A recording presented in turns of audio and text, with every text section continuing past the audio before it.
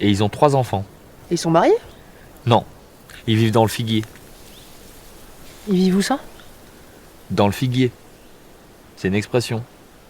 C'est dans la religion pour dire qu'un couple il a fait des enfants alors qu'en fait ils sont pas mariés. Parce que normalement, dans la religion, t'as pas le droit. Ah ok, je vois, ouais. C'est dans le péché. Quoi?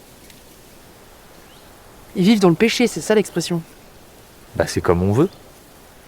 Tu peux prendre n'importe quel arbre du moment que c'est un arbre fruitier. Et ça n'a pas de rapport avec les arbres fruitiers. Péché, ça veut dire faire quelque chose de mal au regard de la religion. Ne pas respecter la volonté de Dieu.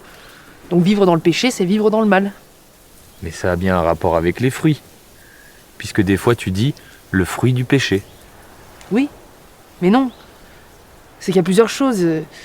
Tu vois, il y a le fruit du péché dont toi tu parles, qui est une pêche, donc le péché arbre, et il y a le fruit du péché dont moi je parle, qui est le péché en tant que mauvaise action.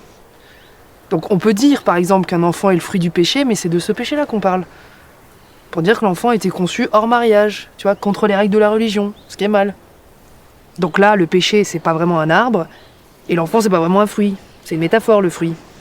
Le fruit, c'est le produit.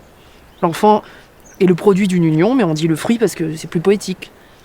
Bon, après, t'as aussi le fruit du premier péché, qui est une pomme, le péché originel, celui d'Adam et Ève, et là, effectivement, c'est un vrai fruit, la pomme. Oui, mais la pomme, c'est le fruit du pommier. Oui, c'est le fruit du pommier, ouais. Mais c'est aussi le fruit du péché. Mais pas le péché en tant qu'arbre, le péché en tant que mauvaise action. Donc là, effectivement, c'est des arbres fruitiers, mais c'est une coïncidence. Ça n'a pas de rapport direct avec l'expression, celle qui dit qu'un enfant peut être le fruit du péché. Sinon, on dirait le fruit du pommier.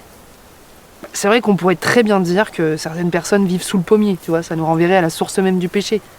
Et dans ce cas-là, on pourrait très bien dire que nous sommes tous le fruit du pommier ou le fruit de la pomme, étant donné que nous sommes tous issus de ce premier péché.